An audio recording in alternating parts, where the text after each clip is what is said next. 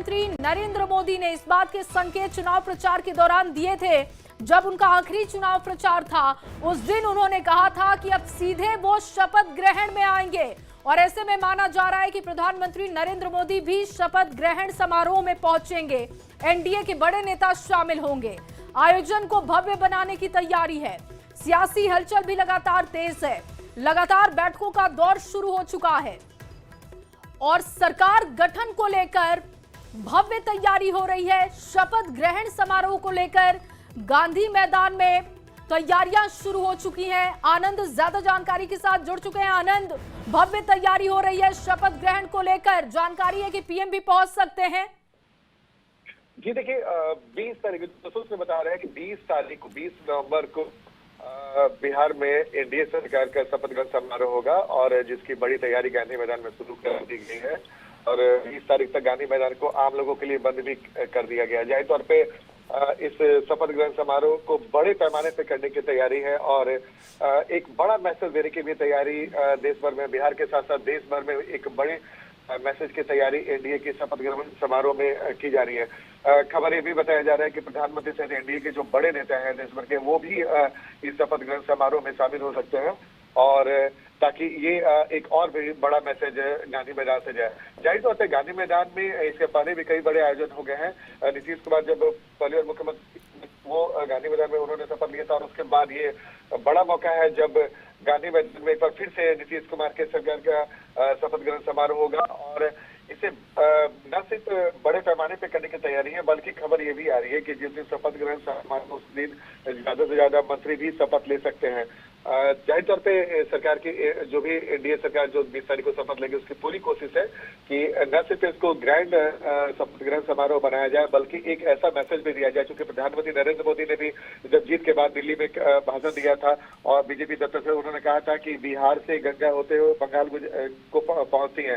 तो जाहिर तौर पे मंशा साफ है एनडीए की कि बंगाल जो आने वाले साल में विधानसभा चुनाव होने वाला है वहां से भी इस शपथ ग्रहण समारोह के जरिए एक बड़ा मैसेज दिया जाए। जाहिर तौर पर एक बड़ी सफलता एनडीए को मिली है, 200 से ज्यादा सीटों पर एनडीए को सफलता मिली है।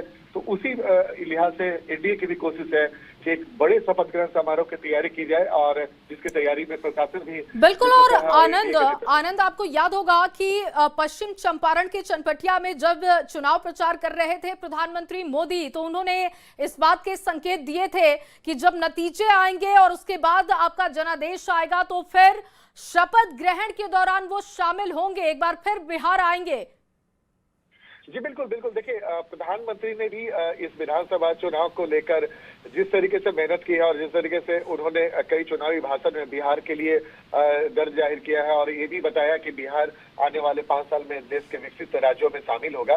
जाहिर तौर पर प्रधानमंत्री ने भी बार बार अपने बच्चों से ये भी कहा है कि नरेंद्र और नीतीश की जोड़ी, 2 बेटे मिलकर बिहार को बहुत आगे बढ़ाएंगे।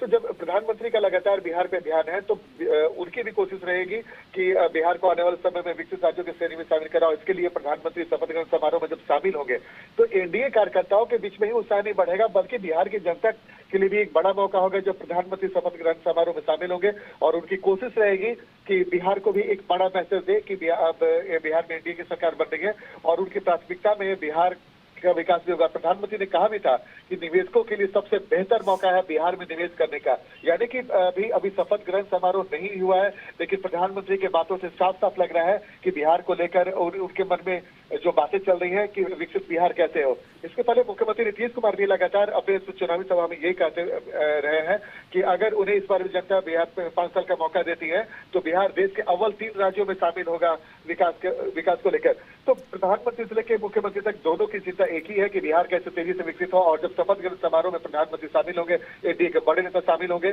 तो वहां पे मन से भी एक बड़ा मैसेज न सिर्फ बिहार को बल्कि देश को भी दिया जाएगा कि बिहार अब बहुत तेजी से आगे बढ़ने वाला है। तो जाहिर तौर पर प्रधानमंत्री के इस शपथ ग्रहण समारोह में शामिल होने के बाद एनडीए के नेताओं और कार्यकर्ताओं के उत्साह के साथ साथ बिहार के लोगों के लिए भी बड़ा मौका होगा जब प्रधानमंत्री शपथ ग्रहण समारोह में शामिल होंगे। जी बिल्कुल आनंद, और इसको लेकर लगातार बैठकों का दौर भी जारी है। जानकारी इस बात को लेकर भी है कि ग्रैंड सेलिब्रेशन दिखाई देगा और जाहिर तौर पर जब जनादेश बड़ा है तो फिर तैयारी भी भव्य होगी।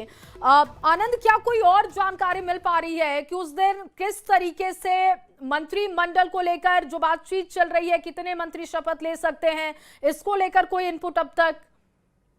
देखिए, जहां तक मेरे सूत्र बता रहे हैं कि गांधी मैदान में जब शपथ ग्रहण समारोह होगा तो पूरी कोशिश रहेगी, एनडीए सरकार की पूरी कोशिश रहेगी कि ज्यादा से ज्यादा मंत्री उस दिन शपथ ग्रहण समारोह में शामिल हो और शपथ ग्रहण में माफ कीजिएगा शपथ ले।